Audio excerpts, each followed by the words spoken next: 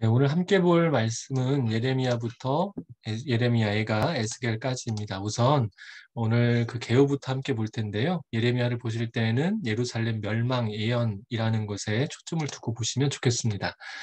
제목은 히브리어 성경에서는 이르메야, 예레미야의 히브리어 발음인데요. 여호와께서 높이시고 던지셨다, 던지신다라는 의미가 있습니다. 70인역을 보게 되면 예레미야스라는 단어로 보실 수가 있고요. 영어 성경과 한글도 그에 따라서 이와 같이 제목을 정했습니다. 저자 및 기록 연대 함께 보도록 하겠습니다. 예레미야가 기록했고요. 바룩이 대표했을 것으로 생각을 합니다. 그리고 저 기록 연대도 요시야 14년 시작은 분명한데 이 마지막 부분에 대해서 바벨론 감옥에서 나오게 되었을 때로 추정하기도 합니다. 그래서 우선은 좀 넉넉하게 거기까지 잡아놨고요. 자, 기본 구성 잠시 보시고요. 제가 지금 생각하는 여러 개 주석을 보면서 이렇게 돼 있는 게 기본 구성이라고 생각을 했습니다만 주셨던 질문이 있어서 그 질문 때문에 제가 기본 구성을 제가 존경하는 교수님이 쓰였던 주석에서 내용을 좀 가져왔습니다. 보게 되시면 전체적인 구성이 V자 형태로 서로가 마주보고 있는 형태라는 것을 보실 수가 있으실 겁니다. 특별히 하나님 백성의 구원에 관련해서 이야기하는 30장에서 33장까지가 좀 더 적극적인 내용이고요. 이 내용을 구심점으로 해서 두 개의 내용이 이렇게 서로가 마주보고 있는 형태로 되어진다는 것이지요.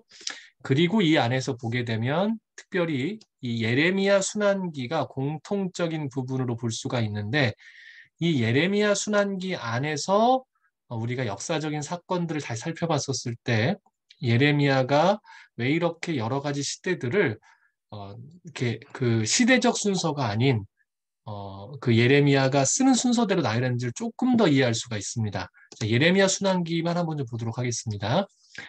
예레미야 순환기의 내용을 보게 되면 첫 번째 나왔던 게 여호야김 통치 초기입니다. 이제 이게 그 역사적 순서인데요. 26장에서 이렇게 나오고 시드기야로 넘어가면 27, 28, 29장으로 넘어가게 됩니다. 그리고 다시 아까 보여드렸던 기억나시죠? 두 번째 예레미야 순환기인 36장으로 넘어가게 되면 다시 여호야김으로 나오게 되고요. 그리고 시간을 건너뛰어서 통치 말기, 유다 멸망과 과도기 이집트에 머물렀던 시간들까지 이런 흐름으로 대략적으로 볼 수 있다는 것입니다. 그래서 어떻게 보면 시간적 흐름이 전혀 배치가 안 돼 있는 것 같지만 예레미야가 구성했던 성경의 흐름을 보았을 때에는 이 안에서도 아주 세밀하진 않지만 대략적인 시간적 흐름이 이 안에서도 구성이 되어 있다는 것을 어느 정도 확인할 수가 있는 게 예레미야의 구성이라고 볼 수가 있겠습니다. 자, 기록 목적보입니다. 멸망은 타락의 필연적인 결과라는 것이지요. 그리고 또 한 가지 중요한 것은 인본주의적 삶. 여기서 우리가 조금 구별하셔야 될 게 인본주의가 모든 것이 나쁜 것은 아닙니다. 하지만 인본주의가 추구하는 이 궁극적인 것이 악한 것이지요. 사람이 중심이 되는 것. 우리는 하나님 중심으로 살아갑니다. 인본주의 안에도 좋은 요소들이 있습니다. 우리가 그것까지 배격하는 것은 아닙니다. 하지만 인본주의가 추구하는 궁극의 목적은 우리가 추구하는 것과 다릅니다. 그래서 망하게 되는 것이지요. 오늘 우리가 이것들을 경계해야 된다는 것이고요. 타락한 백성들이 공의의 하나님의 진노를 깨닫고 회개고요. 하나님의 주권적인 섭리를 따라 회복을 바라볼 수 있도록 이 책을 썼습니다. 그리고 구원은 하나님의 주권 가운데 있음을 보여주기 위해서이고요. 앞서 말씀드린 내용 전개의 두 번째 말고 첫 번째 내용 전개로 잠깐 전체를 좀 구성을 봅니다. 예레미야의 소명이 1장에 나오고 유다를 향한 내용이 실질적으로는 1장부터 25장까지가 조금 더 구체적입니다. 그런데 여기서 보게 되면 자, 12편의 설교가 나오는 것을 보실 수가 있습니다. 심판, 그다음에 그 오히려 북이스라엘 따라가는 유다, 그다음 또다시 심판에 대한 이야기, 두 가지 비유와 세 가지 경고, 가뭄 재앙, 중보기도와 답변을 통한 심판이 15장까지 계속해서 이어지고요. 예레미야에 대한 금지 명령을 통한 심판과 절대주권, 유다 왕가를 향한 심판 경고, 거짓 선지자, 무화과 두강주리 비유와 바벨론 포로 바벨론 포수 및 열방 심판 예언으로 25장까지 이어지게 되지요. 그러면서 이제 다시 성전 설교의 결과와 함께 더불어서 거짓 선지자들을 향한 경고와 특별히 이 위로의 책, 구원에 관련된 이스라엘의 구원에 관련된 집중적인 부분인 33장까지의 내용이 가장 핵심적인 부분으로 중간에 있습니다. 그리고 이어서 예루살렘이 함락되는 부분이 나오게 되고요. 이제 그 뒤에 보게 되면 열방을 향한 예언과 심판이 나오는 것을 볼 수가 있습니다. 그리고 이 뒤에 이어서 역사적 보충 자료로 52장과 여호야긴의 석방을 통해서 여전히 하나님의 회복과 은혜가 남아있음을 우리가 알고 보게 합니다. 핵심 단어는 하나님께서 공의로우신 분, 그렇지만 그 안에 사랑이 있으신 분임을 우리에게 보여줍니다. 주제는 어떻습니까? 인생의 타락을 얘기를 하고 있고요. 죄에 대한 필연적인 심판, 그리고 하나님이 주권자이시고 그 하나님께만 구원이 있음을 성도의 헌신이 실패하지 않고 중심 없는 예배를 하나님께서 미워하시는 이러한 주제들이 이 안에 있는 것들을 볼 수가 있고요. 특징을 봅니다. 그래서 주제별 지필임을 우리가 봐야 됩니다. 이걸 제가 2번 질문을 받았는데요. 예언서는 여러분 예언서입니다. 그들 안에 경각심을 가지고 돌아서게 하기 위한 책이지 역사적 사건에 대해서 순서대로 기록한 책이 아니라는 것을 우리가 생각해야 된다는 것이지요. 그래서 저희가 역사서인 열왕기상하가 만약에 역사적 순서를 따르지 않았다면 이상하게 생각해야 됩니다. 하지만 예언서는 주제를 가지고 그 주제를 더욱더 부각시키기 위한 가장 중요한 것들로 접근하기 때문에 그 흐름에 따라 읽어가시는 것이 맞고 그렇게 집필하였고 또 후대에서도 그렇게 읽기를 원했던 것이죠. 자, 시체와 산문체가 있고요. 선지자의 상징 행동을 통한 다른 예언서에도 나눴다라는 것. 특별히 여러분 이 특징을 잘 보셨으면 좋겠는데요. 예레미야 자신의 의문과 고통, 고뇌, 확신, 결단 등을 하나님께 고백하는 이 고백의 책이라는 특징이 붙을 정도로 많은 부분에 있어서 하나님께 나아갔던 그 예레미야의 모습을 볼 수가 있습니다. 그리고 조국애와 죄에 대한 책망의 모습이 잘 드러났다는 것도 아주 특징적인 부분이라고 이야기할 수가 있겠습니다. 자, 이제 내용 함께 보실 텐데요. 가지고 계신 성경을 가지고 함께 내용 좀 더 구체적으로 보도록 하겠습니다. 예레미야를 보실 때 앞서 말씀드린 부분과 함께 여러분들께 조금 더 강조하고 싶은 것은 예레미야를 보시면서 생각하셔야 될 건 무엇이 죄인가에 대한 부분을 명확하게 파악하셔야 됩니다. 또 한 가지는 무엇이 하나님의 본심인가 이 부분에 대해서도 함께 분명하게 보셔야 예레미야의 흐름을 놓치지 않게 되고요. 더불어 한 가지 말씀을 드리면 이 막중한 사명을 가지고 있는 예레미야가 하나님께 어떻게 나아가 이 사명을 어떻게 완수했는가에 대해서도 살펴보시는 게 이것을 이 책을 읽는 독자들에게 아주 중요한 포인트라고 이야기할 수가 있겠습니다. 자, 1장 5절 말씀 함께 볼 텐데요. 1장 5절 함께 읽어보도록 합니다. 내가 너를 모태에서 생기게 하기 전에 너를 알았고 네가 태어나기 전에 너를 거룩하게 구별했으며 너를 여러 민족들에 위한 예언자로 정했다. 여러분 예레미야만 이렇게 하셨습니까? 아니요. 우리도 이렇게 하셨습니다. 부탁드릴 것이 한 가지가 있는데요. 사랑하는 여러분 어떤 게 우리가 생각하기에 큰 일이라고 이야기할 수가 있을까요? 예레미야와 같이 놀라운 일을 행하는 것입니까? 아닙니다. 하나님 앞에서의 모든 사람의 부르심은 똑같습니다.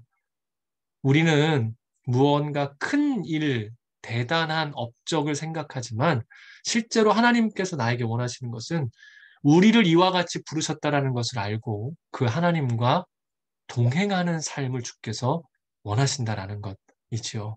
주께서 우리에게 맞게 성령을 주시고 주님과 동행하며 그것을 행하여 나가는 것을 원하시는 것이지 일의 크기는 실질적으로 중요하지 않습니다. 여러분 하나님 앞에 돈의 크기가 의미가 있겠습니까? 그러면 하나님 앞에 일의 크기가 중요하겠습니까? 절대 그렇지 않습니다. 이 시대 가운데에 나를 어떻게 부르셨는지를 알고 부르심을 따라 오늘 주님과 함께 동행하며 맡겨주신 소명에 최선을 다하는 삶 자체가 우리에게 있어서 가장 위대한 삶이고 위대한 일입니다. 오늘 우리 안에 그러한 은혜가 있기를 소망합니다. 자, 1장 9절에서 10절 계속해서 봅니다.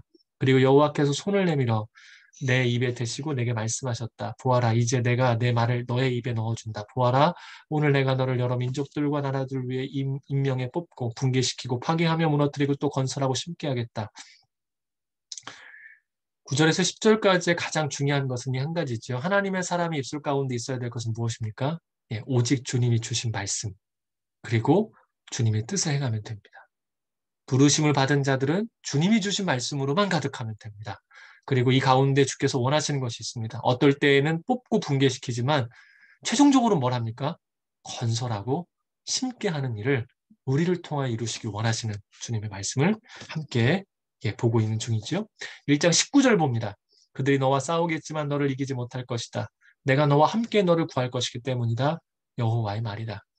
예레미야를 이미 읽으셨기에 말씀을 드립니다. 여러분들이 보셨던 예레미야 삶은 어떻습니까? 읽지 않아도 잘 알고 계시죠. 너무나 고통스러웠습니다. 여러분, 그러면 19절의 말씀이 맞는 것일까요? 오늘 우리가 해야 될 것이 한 가지가 있다면 우리가 해야 될 그 한 가지는 바로 하나님을 믿는 것입니다. 여러분, 믿는다라는 것이 무엇입니까? 가치관, 패러다임, 프레임의 변화입니다. 한 가지를 여쭤보죠. 힘들고 고통스러우면 패배입니까? 우리가 어려워지면 실패한 겁니까? 우리는 주님의 일을 해나가면서 나도 모르게 우리 안에 본능적인 생각들과 마음을 쫓아서 고통이 없어야지만이, 일이 잘 풀려야지만이라고 생각할 때가, 그 일을 맞닥뜨리면 실질적으로 생길 때가 참 많습니다. 하지만 결코 그렇지 않습니다. 의인은 믿음으로 살지요. 오늘 우리에게 진정한 승리는 무엇입니까? 고통이 있느냐 없느냐, 일이 얼마나 잘 추진되느냐 그렇지 않느냐가 아니라는 것입니다. 하나님이 우리를 인정하셔서 이와 같은 음성을 듣고 우리가 생각하는 결과를 넘어 우리를 구하시는 하나님의 은혜를 경험하는 것 자체입니다. 자, 계속해서 2장 7절 말씀 보도록 하겠습니다. 내가 너희를 기름진 땅으로 데려가 그 열매와 좋은 것을 먹게 했다. 그러나 너희는 와서 내 땅을 더럽혔고 내 유산을 혐오스러운 것으로 만들어버렸다. 우리의 죄는 실제로 이렇게 시작했습니다. 기억해야 됩니다. 여러분, 하나님은 우리에게 정말 좋은 것들을 주셨지요? 하지만 어떻습니까? 그러나 우리가 그것을 더럽혔다라는 것을 늘 기억해야 됩니다. 하나님 원망할 것이 아니라 모든 것을 주신 주님을 힘껏 바라봐야 되는 것이 우리의 모습이고요.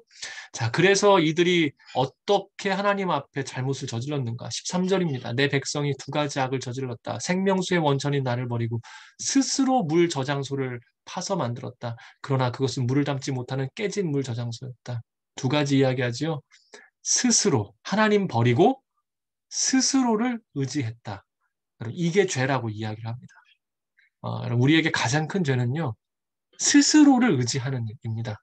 스스로에게 삶을 내어 맡겨버리는 것입니다. 그래서 결과가 어떻습니까? 21절 보십시오. 퇴화한 야생 포도나무. 좋은 포도나무를 심었다고 이사야 5장에서도 말씀하시죠. 퇴화한, 말도 안 되는 결과가 나왔다는 겁니다.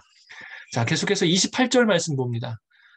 너 스스로가 만든 너의 신들은 어디 있느냐?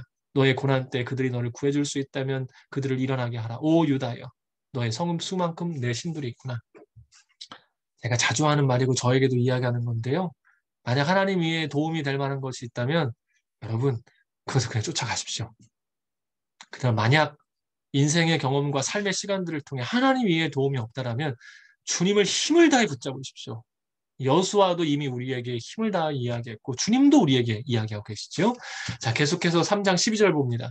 가서 이 말들을 북쪽을 향해 선포하여라. 여호와의 말이다. 믿음 없는 이스라엘아 돌아오라. 여호와의 말이다. 나는 자비롭기 때문에 노한 얼굴로 너희를 향하지 않을 것이다. 내가 한없이 화를 내지는 않겠다.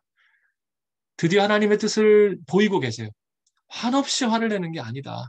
돌아오고자 돌아오는 것이 나의 마음이다라는 것을 이야기하시죠. 그리고 원하시는 것이 무엇인가? 13절입니다. 네가 너의 하나님 여호와를 배반하고 모든 푸른 나무 아래서 이방 신들을 향해 너의 행동을 흩뜨리고 내 목소리를 듣지 않았던 너의 죄를 인정하기만 하라. 여호와의 말이다. 진의를 파악하는 게 가장 중요하죠. 진의가 뭡니까? 두 가지입니다. 돌아와라. 그래, 돌아오는 이들에게 필요한 것이 무엇입니까? 인정해라.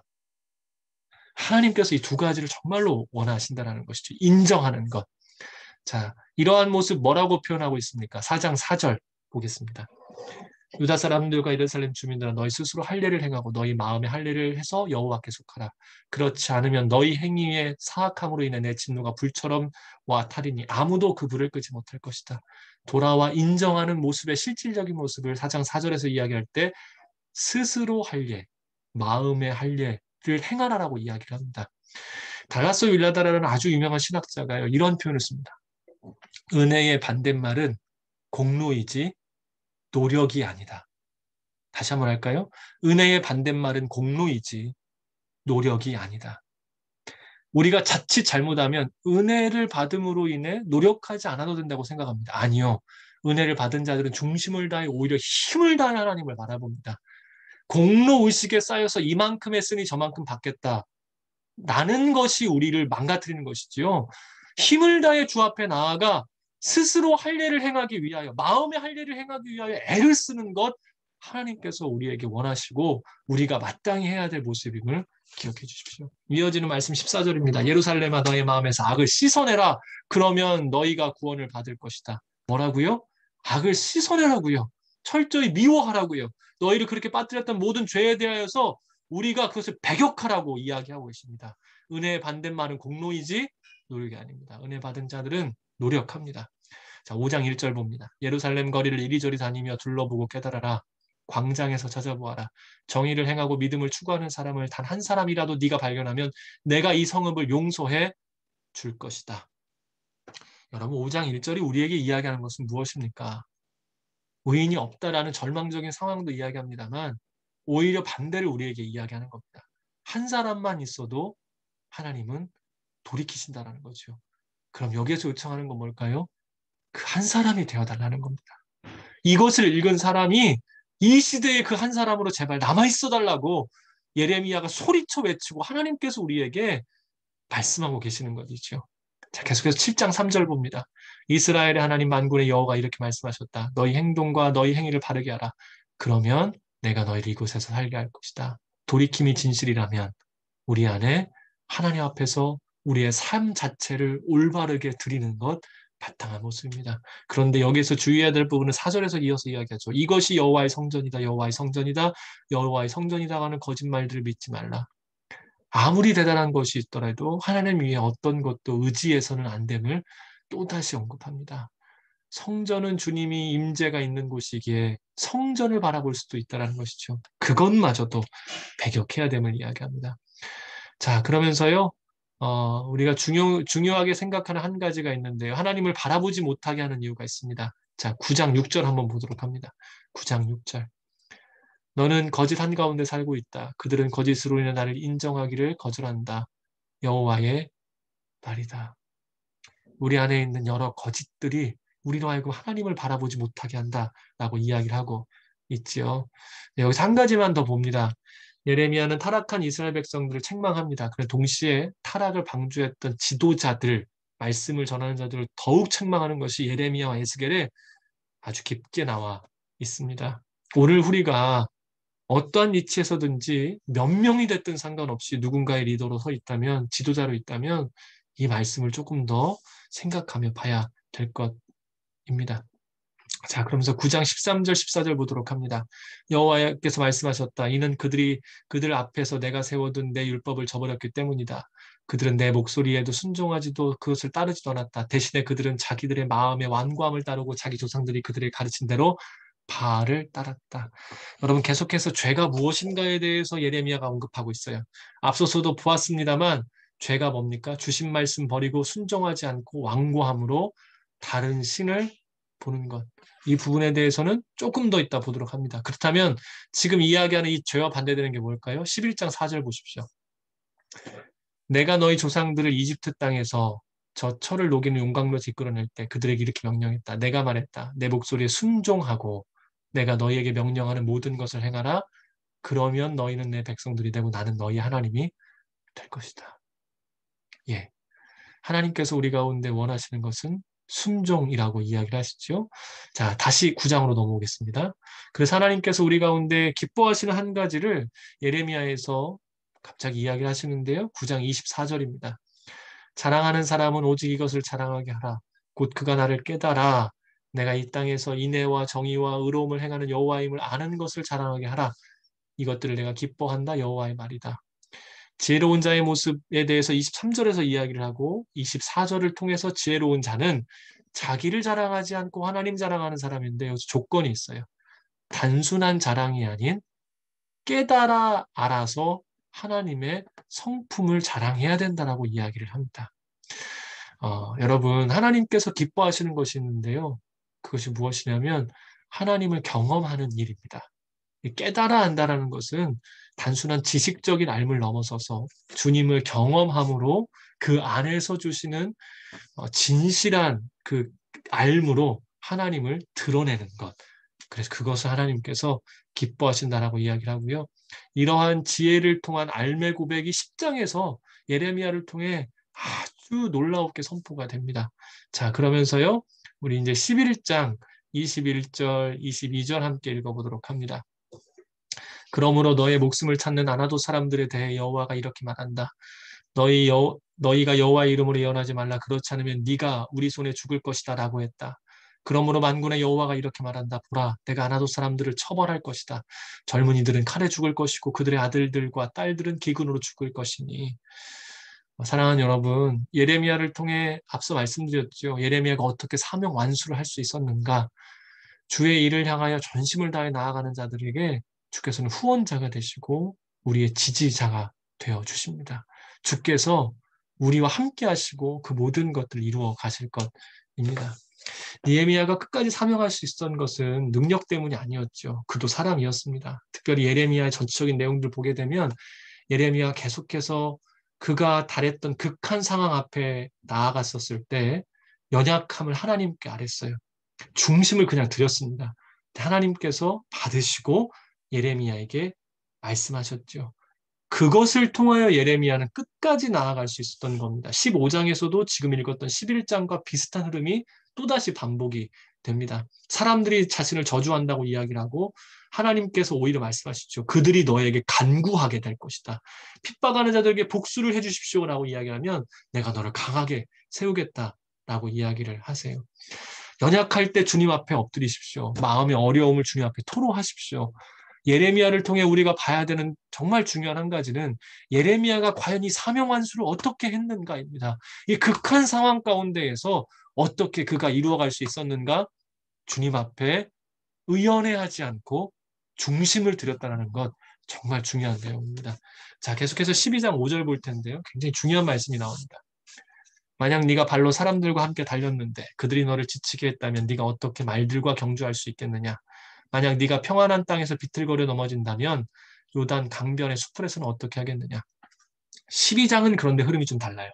12장을 보면 악한 이들의 번성에 대해서 예레미야가 이 토하는 심정으로 이야기를 합니다. 그러니까 자기를 저주하는 사람들에 대한 어려움보다 이 땅의 현실을 보니 악한 사람들이 너무 잘 되는 거죠. 이것에 대해서 너무 마음이 아파서 하나님께 토로했더니 하나님께서 5절 말씀을 하시는 겁니다. 뭐라고 이야기합니까?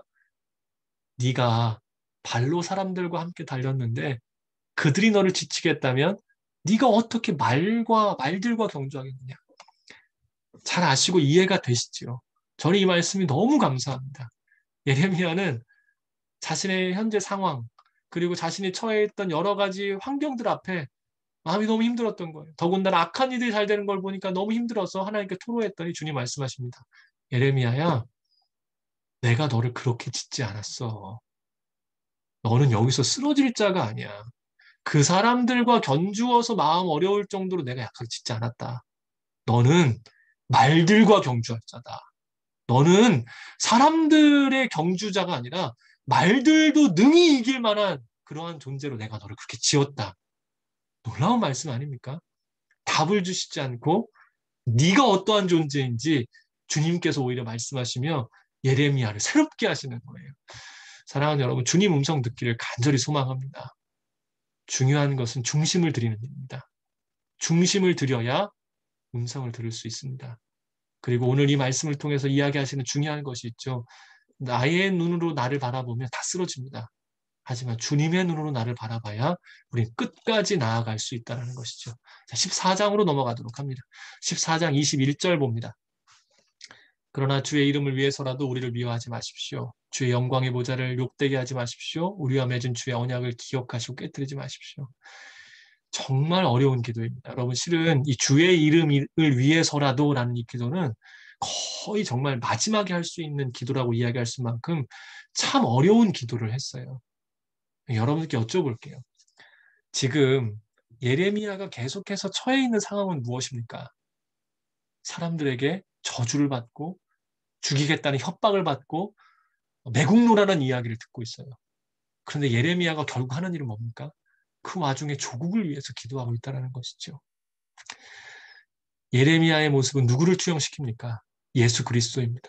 이 땅에 오셔서 빛으로 오신 그를 알아보지 못한 사람들로 인하여 십자가에 달려 저주의 상징인 그곳에서 죽으시면서도 저들의 죄를 사하옵소서라고 고백하신 그 예수님의 모습이 예레미야의 모습을 통해 투영이 되지요. 여러분, 우리가 오늘 하나님의 사람이라면 우리의 아픔과 어려움은 주님께 올려드리고 하나님의 마음을 가지고 오히려 우리를 향하여 아프게 하는 자들을 위해 기도할 수 있는 것이 하나님께 소명을 받은 사람입니다. 왜요? 우리는 사람들과 견주어 달리는 사람이 아니라 말들과 경주해야 될 자들로 주께서 우리를 부르셨기 때문입니다. 자, 계속해서 15장 1절 봅니다. 그때 여호와께서 내게 말씀하셨다. 모세와 사무엘이 내 앞에 섰다고 하더라도 내 마음은 이 백성들에게 향하지 않을 것이다. 그들을 내 앞에서 쫓아낼 것이다. 이스라엘을 향한 이스라엘의 타락의 정도를 보여주는 유명한 말씀이지요. 모세, 사무엘 둘 다 하나님의 마음을 돌이켰던 사람들입니다. 이들의 시대의 평화와 인도하심을 경험했던 그 시대입니다. 근데 그들이 와도 안 된다라고 이야기를 하세요. 하나님의 마음이 이만큼 그들을 향하여 안타까워하심을 보여주시는 것이죠. 4절 보십시오. 반대의 인물이 언급돼요. 4절에 누구 이름이 나옵니까? 므낫세. 저는 이걸 보면서 생각한 게 있어요. 누구로 불릴 것인가? 여러분은 어떤 이의 모습으로 불려지기를 원하십니까? 므낫세 참 저주스러운 이름이 되고 말았죠. 예, 우리의 이름이 이미 1절에서 말한 그러한 자들의 이름으로 주 앞에 새겨져야 될 것입니다. 자, 17장 5절 봅니다. 여호와께서 이렇게 말씀하셨다. 사람을 의지하고 육체를 그의 힘으로 삼는, 그래서 그 마음이 여호와를 떠나는 사람은 저주를 받는다. 자, 여러분 17장 5절에서 또 언급되죠. 죄가 무엇입니까? 하나님 의지하지 않고 스스로 육체를 그의 힘으로 삼는 것, 죄입니다. 기억해 주십시오. 자, 반대로 무엇이 선합니까? 7절에서 8절입니다. 그러나 여호와를 의지하고 여호와를 신뢰하는 사람은 복을 받을 것이다. 그럼 8절에요. 시편 1편 말씀이 나와요. 자, 늘 이야기합니다만 구원의 시작은 무엇입니까? 회개입니다. 회개란 무엇입니까? 나를 직시하여 내가 어떠한 존재인지에 대한 깊은 절망감으로부터 주 앞에 나아가 도움을 구하는 것이 회개이지요. 여러분, 그런데 저는 이 지금 예레미야를 통해 계속해서 이야기하는 이 7절의 말씀이요. 너무 놀랍습니다. 이미 저보다 인생의 선배들이신 성도님들께서 인생을 살아가시며 아시는 게 있잖아요. 세상 어떤 존재가 자신을 의지하는 일을 좋아하는 세상의 사람들, 세상의 신이 있습니까? 아니요. 세상은 우리의 능력을 보고 그것을 사는 것뿐이지 세상에 어떠한 존재도 의지하면 의지할수록 좋아하는 존재는 없습니다. 그런데 하나님은 참 놀라우세요. 제발 나를 좀 의지하라고 이야기하십니다. 제발 나에게 좀 물어보라고 이야기하세요. 제발 나로 인해서 좀 살라고 이야기를 하세요. 이게 세상과 하나님과의 완전한 구별됨을 우리에게 이야기하고 계시죠. 모두가 책임지기를 싫어하는 이 세상의 흐름 가운데 하나님은 우리에게 말씀하십니다. 제발 내가 책임질 테니까 나를 좀 의지해라. 나에게 물어봐라. 나와 함께 하자. 참 놀라운 하나님이십니다. 자, 20장 넘어가겠습니다. 20장 14절, 18절. 내가 태어난 그날이 저주를 받을지어다. 내 어머니가 나를 낳은 그날이 복을 받지 못할지어다. 18절입니다. 내가 왜 태에서 나와서 고생과 슬픔을 보고 수치 속에서 내 날들을 보냈는가. 욥기에 이야기했던 생일 저주, 예레미야에서 유명한 본문이시요. 여러분 그런데요. 흐름이 이상해요. 자, 9절 보십시오. 고난 가운데서도 여호와를 말하지 않을 수 없음을 이야기합니다. 11절 보십시오. 힘센 용사로 함께 하시는 하나님의 은혜의 승리를 선포해요. 13절 하나님 놀라웠게 찬양합니다. 그러다가 14절에서 뭐 나옵니까? 생일 저주요. 또 18절 또 생일 저주요. 갑작스럽게 생일 저주한다는 겁니다. 예레미야 왜 이럴까요? 아니 방금 전까지 나는 여호와를 말하지 않을 수 없다. 힘센 용사시다. 하나님 나에게 은혜를 주셔서 승리하게 하신다. 나 하나님 찬양한다 하다 갑자기 내가 태어난 날을 막 저주한다고 이야기를 하는 겁니다. 여러분 예레미야가 왜 그러는 게 아니라요. 우리의 모습이 실제로 이렇습니다. 방금 전까지도 은혜로 충만했다가 환경이 싹 바뀌면 우리의 마음이 어느 순간 무너져 내려 정말 이 상황 앞에서 어찌할 줄 모르는 우리의 모습들이 있지 않습니까?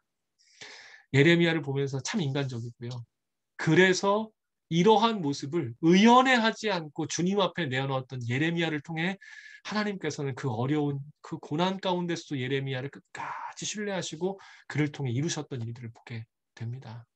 사랑하는 여러분, 변덕스러움이 문제가 아니라 하나님 앞에서 마치 괜찮은 것처럼 의연한 것이 죄일 수 있습니다. 우리는 겸손함으로 중심을 다해 주 앞에 나아가야 합니다. 계속해서 21장 8절 봅니다. 그리고 이 백성들에게 말하라. 여호와께서 이렇게 말씀하셨다. 보라, 내가 너희 앞에 생명의 길과 죽음의 길을 놓았다. 무엇이 생명의 길이고 무엇이 죽음의 길입니까? 예레미야에서는 중요한 이슈고 주제이지요. 자, 내가 원하고 바라고 소망하는 것이 아닌 하나님의 뜻, 완전하신 하나님의 말씀이라는 것입니다. 자, 시드기야가 하나 사람을 보내 무너져가는 남유다에 대해 희망의 소식을 듣고 싶어 했습니다. 하지만 하나님의 뜻은 뭐였습니까? 바벨론의 포로로 잡혀가는 것이 하나님의 뜻이었었어요. 시드기야의 뜻은 무엇이었습니까? 무엇이 생명의 길로 보였습니까? 아니요. 우리는 포로로 잡혀가지 않고 그냥 이스라엘 이대로 있는 거예요. 생명의 길과 죽음의 길이 있어요. 여러분 무엇이 생명의 길이고 무엇이 죽음의 길입니까? 내가 원하는 소원이 아닌 완전하신 하나님, 나를 위하여 그 아들까지 내어주신 주님의 뜻이 생명의 길이라는 것입니다. 생명의 길과 죽음의 길이 우리 앞에 있습니다. 우리가 생각해야 됩니다. 나의 생각 가운데 좋고 잘 되는 것이 늘 생명의 길이지 않습니다. 우리에게 허락하신 하나님의 뜻, 말씀하시는 주님의 길로 나아가는 것이 생명의 길이죠. 자, 23장 5절과 6절 봅니다. 여호와의 말이다. 보라, 그날이 오리니 그때에 내가 다윗에게 의로운 가지를 일으킬 것이다. 그가 왕으로서 지혜롭게 통치하고 이 땅에서 정의와 의를 실천할 것이다. 그날에 유다가 구원을 얻고 이스라엘이 안전하게 살게 될 것이다. 여호와 우리의 의, 이것이 그가 불릴 이름이다. 메시아 예언이죠. 예레미야에서 아주 중요한 부분인데요. 의로움, 정의, 이것이 메시아의 이름입니다. 여러분, 한 가지를 여쭤보지요. 무엇이 정의입니까? 숙제입니다. 선지서에서 계속 정의가 무엇인지를 이야기합니다. 실은 뒤에도 나오는데요. 숙제 한번 꼭 해보셨으면 좋겠습니다. 25장 8절 봅니다. 그러므로 만군의 여호와께서 이렇게 말씀하셨다. 너희가 내 말을 듣지 않았다. 자, 예레미야를 통해서 계속 언급되죠. 하나님께서 말씀하시는 가장 큰 죄가 뭡니까? 불순종. 왜 불순종이 가장 큰 죄입니까? 교만 때문입니다. 교만은 하나님을 밀어내고 25장에 나와 있는 것처럼 우리 안에 하나님보다 높아지는 스스로를 의지하게 하는 것이 교만이고 결국 불순종이 그것에 대한 실질적인 형태이기 때문에 그렇습니다. 그럼에도 불구하고 25장은 뭘 이야기합니까? 하나님의 마음은 이들을 회복시키시길 원하신다라고 이야기하고 계시죠. 자, 계속해서 29장 11절 보도록 합니다. 여호와의 말이다. 내가 너희를 위해 갖고 있는 계획들을 내가 알고 있으니 그것은 평안을 위한 계획이지 재앙을 위한 것이 아니며 너희에게 미래와 소망을 주기 위한 것이다. 아멘입니다. 타락하여 구제될 수 없는 이스라엘을 향해서도 끝까지 하시는 말씀은 한 가지입니다. 여러분, 본의를 아는 것이 중요합니다. 그래야 진정으로 믿을 수 있죠. 자, 이러한 하나님의 본의를 아는 자들에게 이야기하시는 게 있어요. 12절, 13절 말씀으로 이어집니다. 그러면 너희가 나를 부르고 와서 내게 기도할 것이고 나는 너희 말을 들을 것이다. 너희가 너희의 온 마음으로 나를 찾을 때 너희가 나를 찾고 나를 발견할 것이다. 여러분, 하나님을 아는 자들은 기도합니다. 이미 말씀드렸던 것처럼 기도는 대상이 있어야 가능합니다. 그런데 그 대상에 대한 알미 진정한 기도로 우리를 이끌어 갑니다. 12절 말씀 한국교회에서 참 많이 이야기했었습니다. 그런데 응답이 우리에게 없었던 이유가 무엇이었을까요?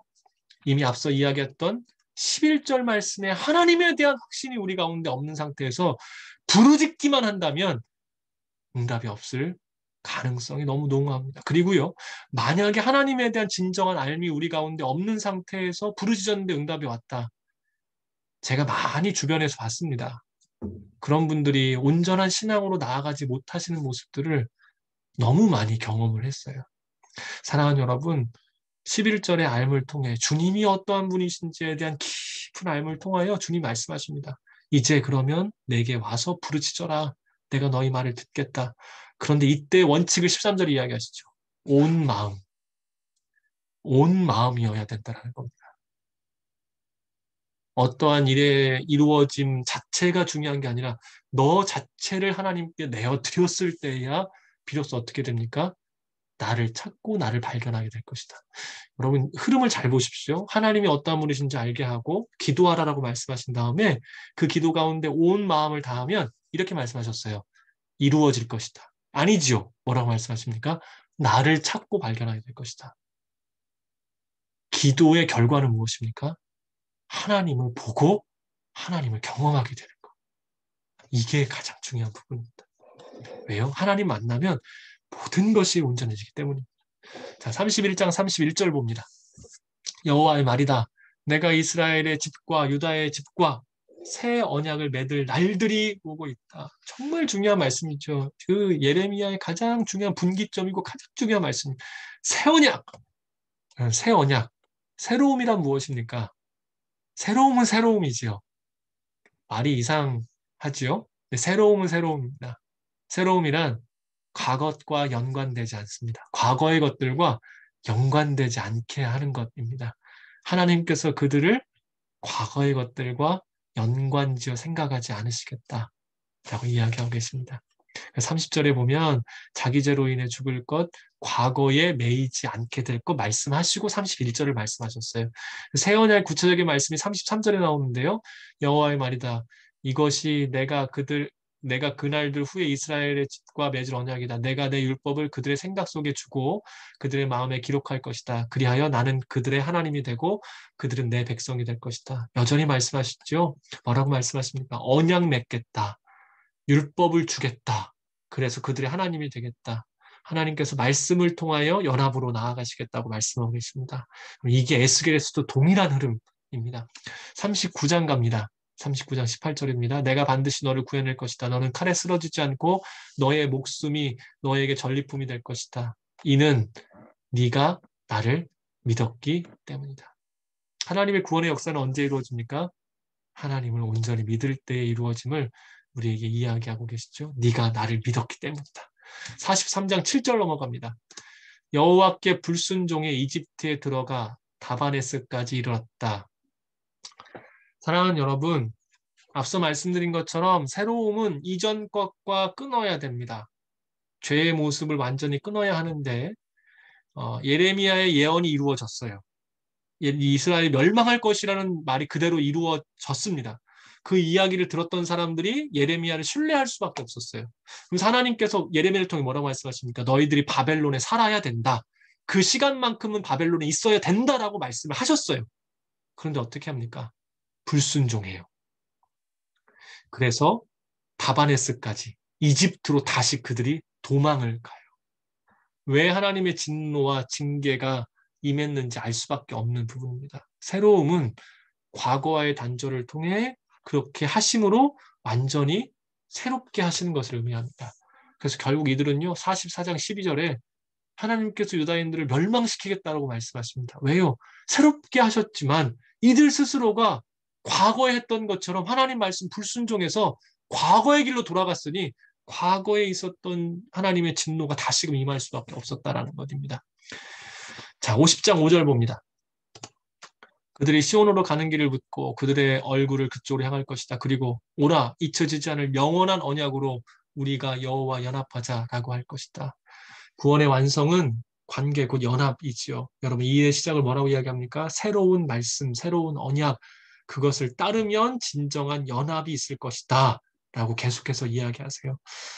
오늘 우리 가운데 진정한 구원의 역사를 경험하는 일은 그렇게 어렵지 않습니다. 주신 말씀 앞에 순종하며 따라가면 이스라엘에게 말씀하셨던 불순종, 스스로 높아지는 것, 자기를 의지하는 것을 벗어나 온전히 하나님 바라보고 순종하면 그 새롭게 하신 구원의 온전한 역사가 이루어질 것이라고 말씀하세요. 52장 31절을 보면 말씀드린 것처럼 여호야긴의 석방을 통하여서 하나님의 은혜의 역사가 그들 가운데 이루어질 것에 대한 복선을 이야기해주고 있는 것을 계속해서 볼 수가 있습니다. 자, 이제 우리 계속해서 내용을 좀 볼 텐데요. 예레미야 애가 함께 보도록 하겠습니다. 예레미야 애가는 예루살렘 멸망을 애도하는 노래이고요. 그래서 히브리어 성경은 에카라는 제목과 키노드라는 제목으로 이어지는 것을 볼 수가 있습니다. 저자는 예레미야이고요. 586년, 그러니까 예루살렘 멸망 직후에 쓰여졌다는 것이 일반적이고 길게 잡았을 때 그리고 예레미야 사망까지 이것을 기록하지 않았을까라고 이야기를 합니다. 전체 5개의 애가로 구성되어 있음을 볼 수가 있습니다. 기록 목적은 심판의 근본 목적이 무엇인지, 그래서 과거를 돌아보고 여호와 신앙 버리지 않도록 낙담과 절망을 극복하여 은혜와 소망, 그 가운데서도 여전히 하나님의 은혜가 있음을 바라보기 위해서, 진정한 하나님 나라를 바라보기 위해서이고요. 핵심 단어는 당연히 애통과 그럼에도 불구한 소망입니다. 자, 죄는 극복할 수 없습니다. 스스로는 안 됩니다. 범죄에는 하나님의 심판이 있다. 그리고 형식적인 신앙은 안 된다라는 것이죠. 그리고 징계를 넘어 깨달음과 새롭게 하시기 위한 하나님의 택하심, 이따가 읽을 말씀에도 언급이 되고요. 특징보입니다. 예, 절기에 낭독됩니다.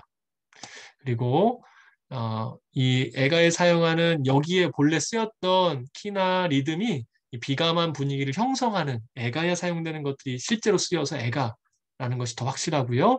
고통과 슬픔에 대한 선명한 고백과 대비한 소망이 역설적 조화를 하고 있고, 여기 보게 되시면 답관체라는 게 있습니다. 답관체가 뭐냐면 우리나라 기역, 니은, 디귿, 리을처럼 히브리어 알파벳 순서대로 이렇게 적어놨다라는 겁니다. 시편에서는 19편과 119편이 유명한 답관체의 시이지요.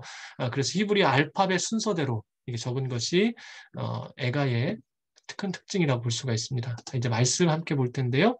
가지고 계신 성경으로 내용 봅니다. 1장 2절입니다. 예루살렘이 밤에 비통하게 울어 눈물이 밤 위로 흐른다. 그를 사랑하던 사람들 가운데 위로하는 사람들이 아무도 없다. 그의 모든 친구들이 배신하고 적이 되고 말았다. 불순종의 결과가 뭡니까? 아무도 없다입니다. 사람은 영원히 함께할 수 없어요. 결국 우리는 하나님과 동행해야 되는데 불순종하면 아무도 남지 않습니다. 이 세대 가운데 불순종, 하나님을 멀리하는 일이 더 많아지죠. 그러면서 마음의 병들이 더 깊어지는 것들을 봅니다. 사랑하는 여러분, 불순종은 우리 안에 진정한 외로움과 절망으로 이끌어낼 수밖에 없습니다. 3장 22절, 23절입니다. 여호와의 인애하심이 끝이 없는 것은 그분의 긍휼하심이 끝이 없기 때문입니다. 그것들이 아침마다 새롭고 주의 신실하심이 큽니다. 하나님의 본심을 알고 있었던 예레미야입니다. 예루살렘이 멸망하고 불에 타 무너지고 있지만 주님의 본의가 무엇인지를 알아요. 그래서 저는 개인적으로 22절, 23절 너무 귀하고요. 25절과 26절을 정말 좋아합니다. 25절, 26절 봅니다. 그분을 기다리는 사람과 찾는 사람에게 여호와께서는 선하십니다. 여호와의 구원을 조용히 기다리는 것이 좋도다. 아멘입니다. 자, 여기서 중요한 이야기가 나오죠. 하나님의 본의를 아는 사람이 뭘 합니까? 기다린다라는 겁니다. 하나님을 알게 기다릴 수 있다는 거죠. 여러분, 그래서요, 이 기다림이라는 세 글자를 우리가 두 글자로 뭐라고 표현할 수 있을까요? 맞추시는 분에게는 제가 선물을 드리겠습니다. 믿음. 정답입니다. 의인은 믿음으로 말미암아 살죠. 네, 김영희 집사님, 제가 선물 끝나고 바로 보내드리겠습니다. 네, 여러분, 기다림은 믿음이 없이는 불가능한 일입니다. 오늘 우리가 하나님을 안다면 그것은 결국 믿음이 될 것이고, 그래서 기다릴 수 있는 것이죠. 자, 39절 계속해서 보겠습니다. 자기 죄로 인해 벌 받는데 살아있는 사람이 어찌 불평을 하겠는가. 예레미야의 탁월했던 점은 냉철한 시선입니다. 예레미야는 상황으로 인해 감정적으로 휩싸이지 않았어요. 지금의 이스라엘의 이 모습이 너무 가슴 아프고 힘들었지만 그럼에도 불구하고 이것이 우리의 죄로 인함을 인정할 수 있는 사람이었다라는 것이 참 귀합니다. 자, 이제 에스겔 말씀 함께 보도록 합니다. 에스겔 내용 함께 먼저 보도록 하겠습니다. 에스겔은 새 예루살렘 예언으로 넘어갑니다. 절망적인 그들의 죄에 대한 준엄한 심판도 있지만 회복에 대한 메시지를 더 강력하게 이야기해 주지요. 예헤츠겔, 히브리어 성경에서는요, 강하게 하신다, 단련시키신다, 이런 말이고요. 저자봅니다. 당연히 에스겔이고요. 기본 구성 보도록 하겠습니다. 이와 같은 흐름으로 에스겔의 소명을 받고 난 이후에 유다의 심판, 그리고 열국의 심판으로 바로 이어서 넘어가는 조금 흐름이 다르죠. 예레미야고요. 그리고 난 다음에 이스라엘 회복을 뒤에서 이야기를 합니다. 그리고 마지막 부분에서 메시아 왕국의 영광으로 아주 놀라운 모습을 우리에게 이야기해 주고요. 자, 목적은 포로 생활을 예언함으로써 경각심을 갖게 하기 위함이고요. 죄에 대한 결과, 역설하고 징계를 받아들이기 하기 위한 것이어서요. 예레미야 똑같은 말을 조기 기한의 거짓 희망 갖지 말라는 겁니다. 이 기간 동안 믿음으로 기다리라는 것 이야기하고 있고요. 하나님의 영광을 위해 죄에 대한 심판과 언약에 대한 신실함 말하고 있고요. 그리고 이스라엘 회복을 예언함으로써 그 가운데서라도 포로의 시간이더라도 선민으로서의 성실한 삶 유지해야 된다. 내용 전개 잠깐 보겠습니다. 앞서 말씀드린 내용인데 소명이 나오고 난 이후에 심판, 유다 심판에 대한 이야기가 나옵니다. 특별히 여기 보면 이미 읽으셨습니다만 네 가지 상징 행동, 흑판 그림, 누워있는 자세, 새똥에 구운 떡, 털 깎는 행위 등 뭐 이런 것들이 계속해서 나오고요. 그다음에 멸망 예언, 심판 예언, 그리고 유다 심판 예언은 상징 행위, 거짓 선지자들, 장로에 대한 메시지, 포도나무와 음란한 여인, 그리고 두 독수리, 이렇게 유다 심판이 이런 식으로 계속해서 언급이 됩니다. 그리고 32장까지 열국 심판인데요. 그 중에서 두로와 이집트에 대해서 굉장히 많은 부분을 할애하고 있죠. 네 번째 보면 이스라엘 회복 예언을 39장까지 이야기를 하는 것을 볼 수가 있습니다. 참 귀한 말씀이죠. 그리고 다섯 번 마지막으로 메시아 왕국의 영광을 성전 건축에 대한 성전에 대한 내용, 그다음에 온전한 예배와 거룩한 새 땅에 대한 내용으로 이어지게 됩니다. 핵심 단어는 하나님의 영광이 떠났다가 돌아왔다는 놀라운 은혜의 메시지를 주고 있고요. 자, 계속해서 주제 봅니다. 하나님을 떠난 자는 반드시 실패하고요. 주관자 하나님, 하나님께서 다시금 택하신 자들을 일으키며 새롭게 하시는 구속사를 보여주시고 있고요. 언약을 지키시는 신실하신 분, 영광스러운 하나님을 보이게 하고 새 땅, 새 예배에 대한 이야기가 나옵니다. 특징 보도록 합니다. 다니엘, 스가랴, 요한계시록 더불어서 묵시문학이라는 부분이고요. 예레미야보다 폭넓고 상세히 예루살렘의 회복과 영광의 청사진을 제시합니다. 그가 제사장이라는 것에도 하나님께서 글을 쓰신 것 같고요. 자전적 예언서, 왜냐하면 1인칭 관점, 인자, 사람 이런 표현이 많이 나옵니다. 자, 보게 되면 말씀드린 대로 제사장과 동시 선지자는 특징, 그 마지막 부분 때문에 그렇고요. 메시아의 고난보다 언약 성취, 통치자 이 부분에 대해서 우리에게 잘 알려주는 것이 에스겔이라고 이야기할 수가 있겠습니다. 자, 계속해서 에스겔 조금 빠른 스텝으로 보도록 합니다. 2장 5절입니다. 2장 5절 보기 전에요. 에스겔에서 여러분들이 조금 더 눈여겨보셔야 될 부분은 에스겔은 보고, 듣고, 전한다라는 것이 에스겔의 굉장한 특징입니다. 자, 2장 5절 봅니다.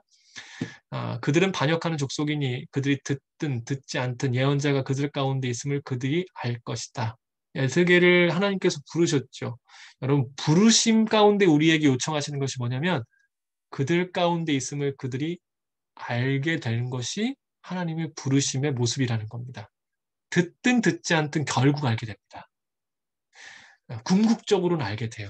제가 대학 때 저는 이제 술을 안 했기 때문에 신입생 때부터 술을 안 한다는 게 제가 이제 90년대 후반 학번이니 90년 중반 학번이니까요. 그때까지만 해도 술을 안 한다는 게 좀 쉽지는 않았었습니다. 이거 뭐 초반부터 술을 안 하니까 제 이제 교회 다닌다 이런 것들이 이렇게 다 알려진 거죠.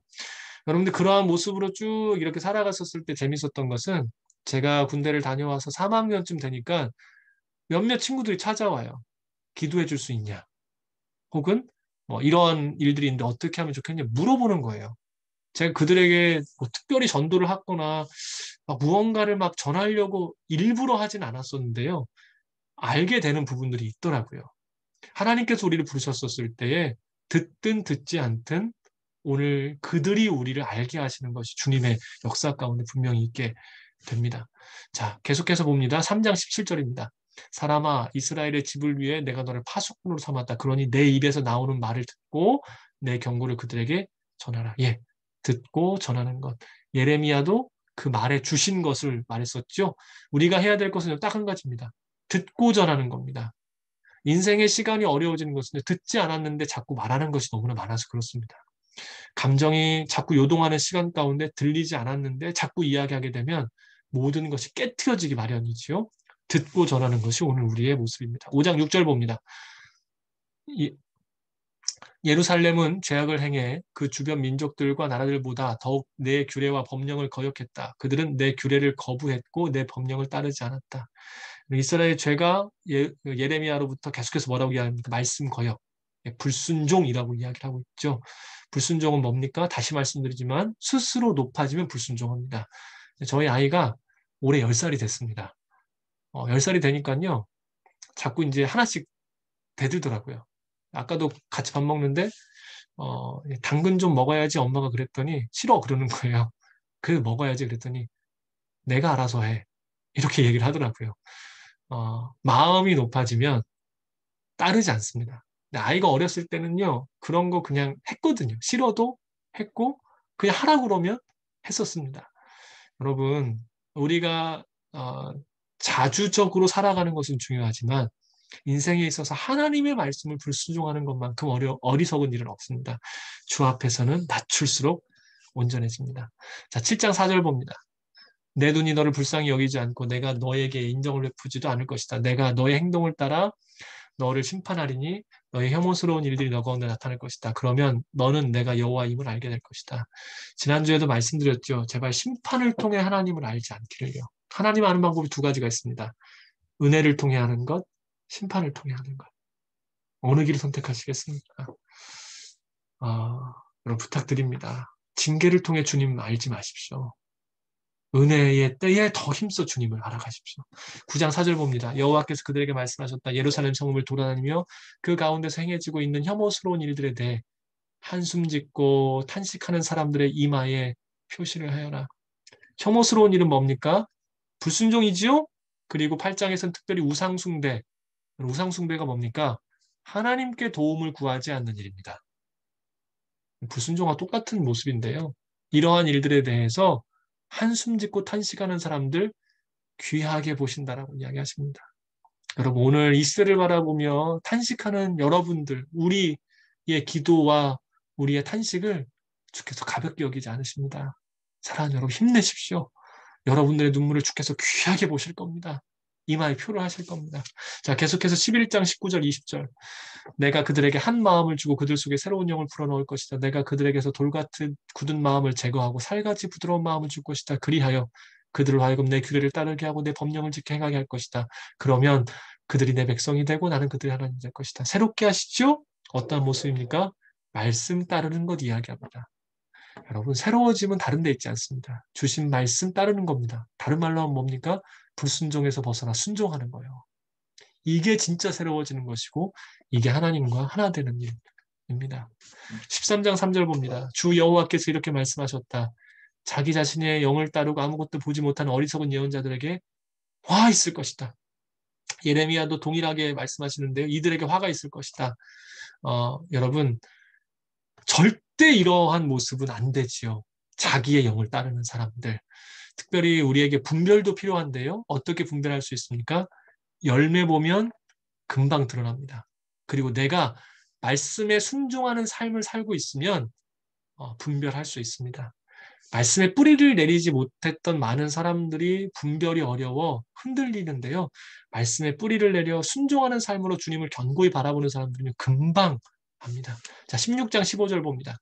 그러나 네가 너의 아름다움을 믿고 너의 명성을 의지해 음란한 짓을 했다. 너는 지나가는 모든 사람들과 음란한 짓을 해 너의 아름다움이 그의 것이 되겠다. 16장에서는요. 특별히 우리의 시작이 어떠했는지를 이야기합니다. 하나님 버려진 자를 주께서 보듬으셔서 그들을 키우셨고 아름답게 자라나게 하셨고 귀한 것으로 입히셔서 기르셨다라고 16장 전체가 이야기를 해요. 여러분, 우리의 모든 것이 무엇입니까? 은혜입니다. 오직 은혜로 오늘을 살고 있습니다. 이 한 가지만 알면 타락하지 않습니다.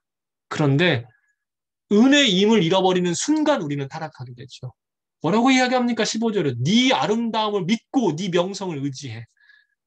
모든 것이 죽기로부터 나온 것임에도 불구하고 그것이 나의 것인 양 스스로 취하기 시작하면 높아지면 반드시 타락합니다.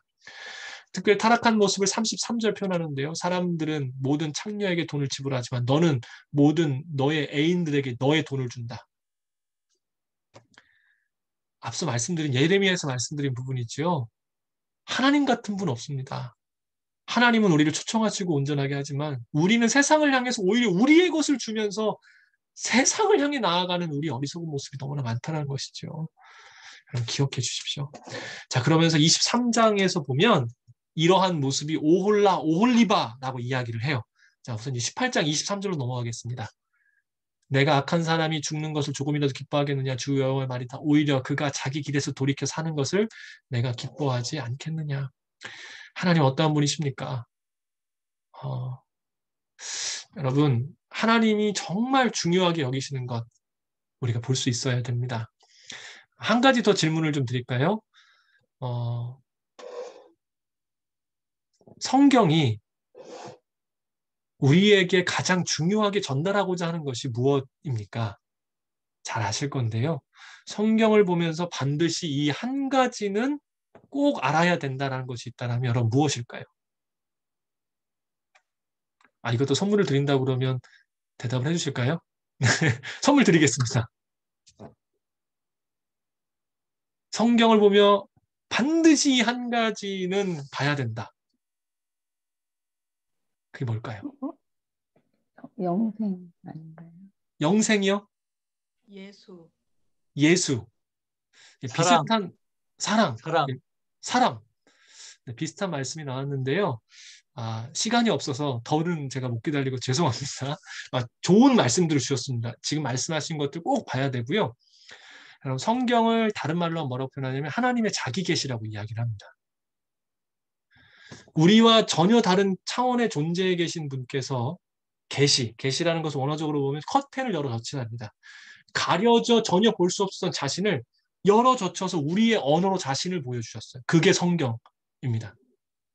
성경을 보면 가장 중요하게 여겨야 될 것은 하나님은 어떠한 분인가. 이거 아는 것이 정말 중요하거든요. 하나님 자기 계시 책이 성경이기 때문에 그렇습니다. 그래서 여러분 23절 보십시오. 하나님 어떠한 분이라고 이야기합니까?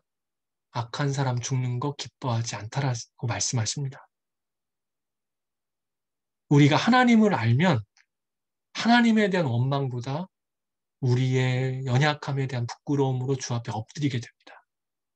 하나님께서요, 그렇게 타락했던 이방인들을 위해서도 애가를 지어서 부르라라고 말씀하세요.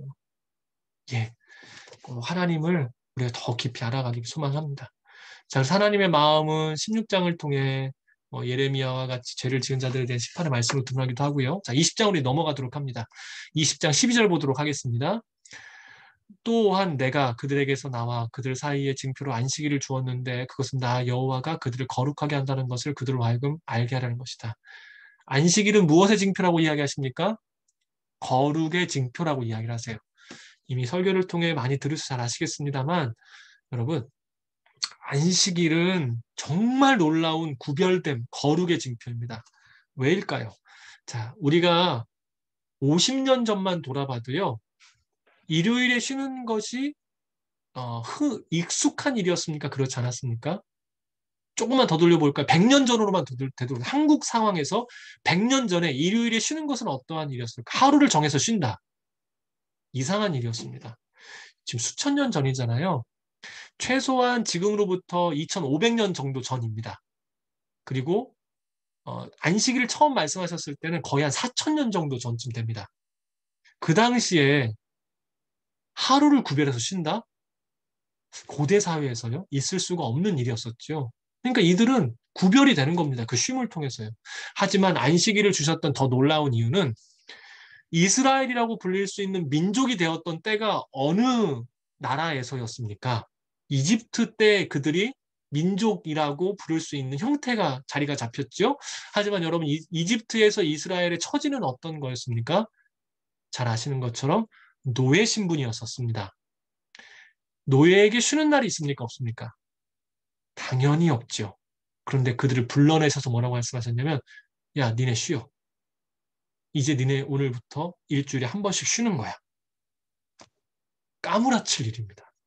노예였던 그들, 평생의 쉼이라고는 생각하지 못했던 그들에게 너희에게 쉼이 있다. 너 하루씩 쉬어라. 세상과는 완전히 다른 개념으로 살아가게 되는 것이죠. 왜요? 그들의 주인은 더 이상 이집트가 아니라 하나님이시기 때문에 그렇습니다.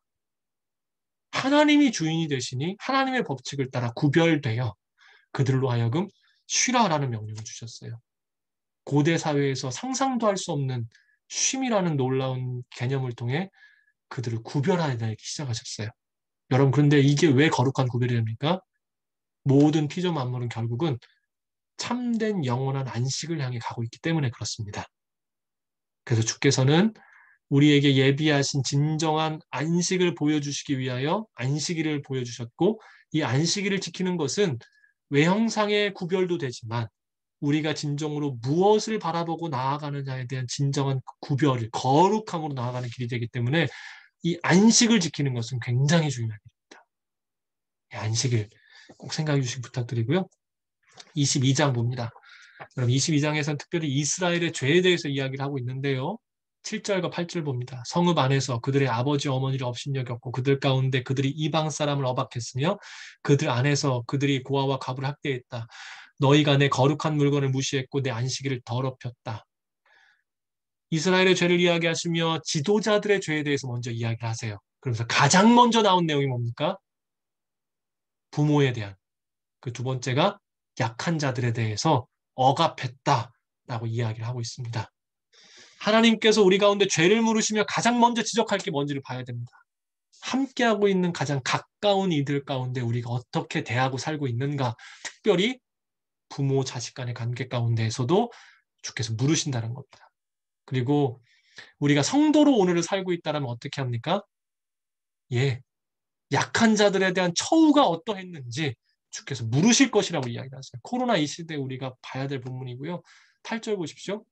그 다음에 나온 것이 안식일입니다. 기억하셔야 됩니다. 자, 26절에서 28절 지도자들에 대한 그 이야기 또 나오는데요.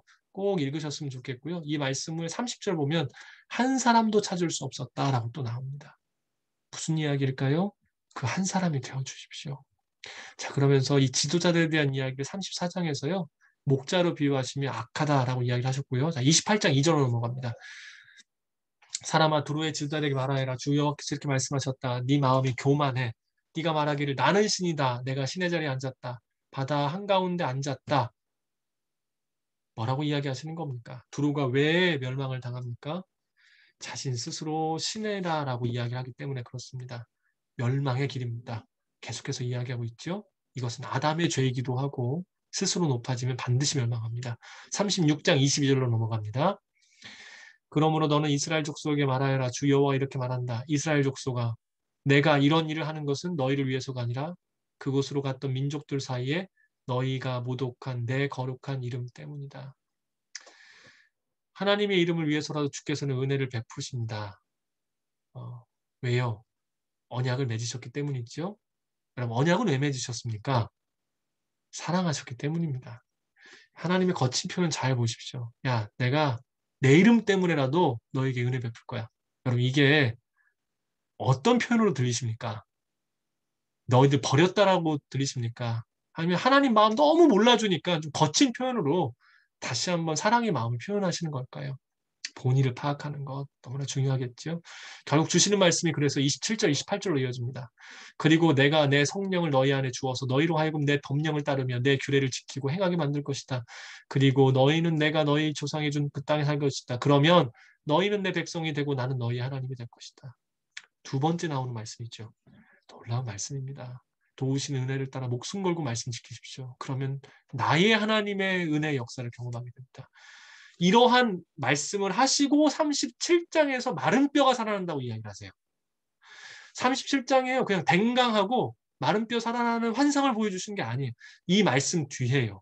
네, 이미 하셨던 하나님의 그 거룩한 이름을 따라 역사하시고 너희가 너희에게 성령을 주어 그 말씀을 따라 행하면 너희의 하나님이 될 것이라고 말씀하신 다음에 그 다음에 마른 뼈가 살아납니다. 37장에서 두 막대기가 하나 된 연합도 보여주게 하시고요.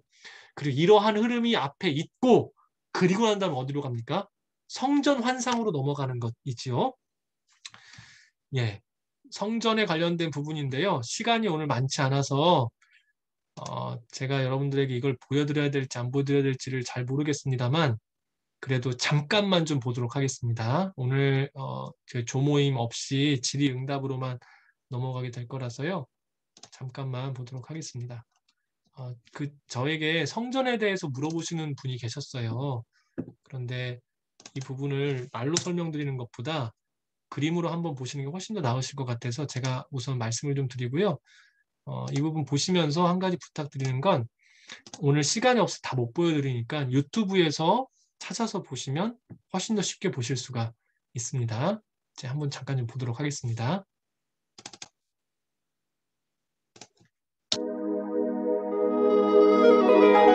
에스겔 40장에 나와 있는 내용을 애니메이션 3D 애니메이션으로 복원을 한 겁니다. 위에 보시면 왼편 위쪽에 보시면 몇 절인지가 나와 있죠. 지금은 40장 2절에서 4절에 관련된 부분들을 우리에게 보여주고 있는 내용입니다.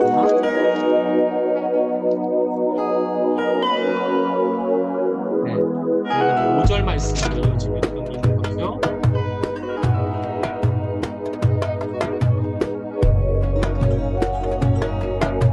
6절 말씀 계속해서 이어지고 있고요. 동쪽 문 관련된 부분입니다. 들어가게 되었을 때 그 문의 길이에 대해서 이야기하고 있고요. 어떤 문양이 있는지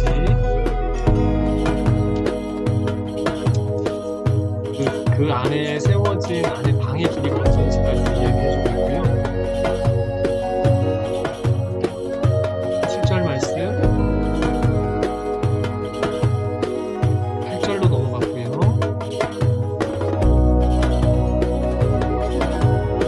8규빗 9절 말씀으로 넘어갔죠. 기둥의 두께는 2규빗이라고 이야기를 하고 있고요.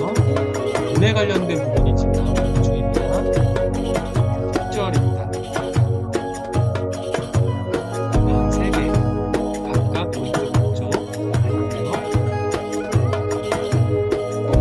모든 게 다 똑같았다라고 이야기하고 있습니다. 11절로 넘어가서 10규빗 10규빗과 문의 길이는 13규빗 보여주고 있고요. 12절로 보게 되시면 12절도 마찬가지 내용들이 언급되어 있고요.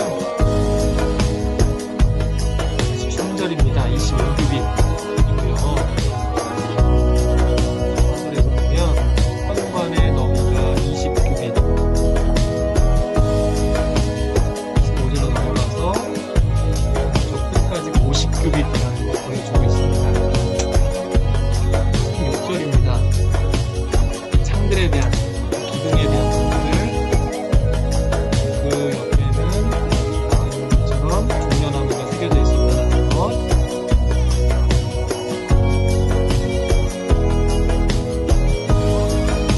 (17절에) 보면 포장된 방안에 전체가 포장되어 있고요.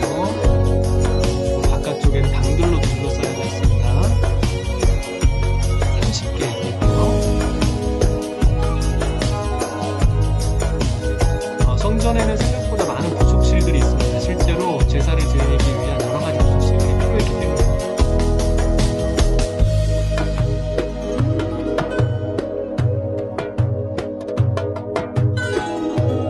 네, 이제 20절, 22절까지 넘어가면서요. 북쪽문에 대한 이야기가 나오고 있죠. 사이가 서로가 100규빗 이야기를 하고요. 두 개는 같은 모양으로 지어져 있고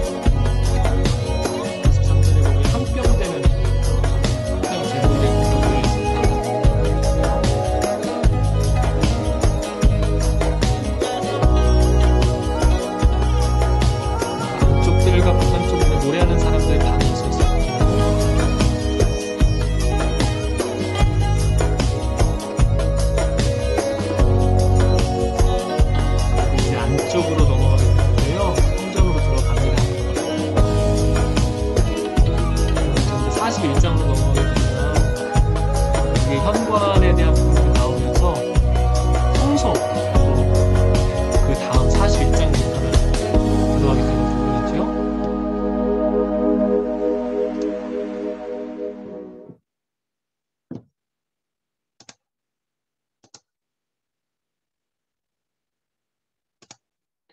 네, 시간이 많지 않아서 여기까지만 우선 보고요. 제가 그 사이트 링크는 좀 올려드리도록 하겠습니다.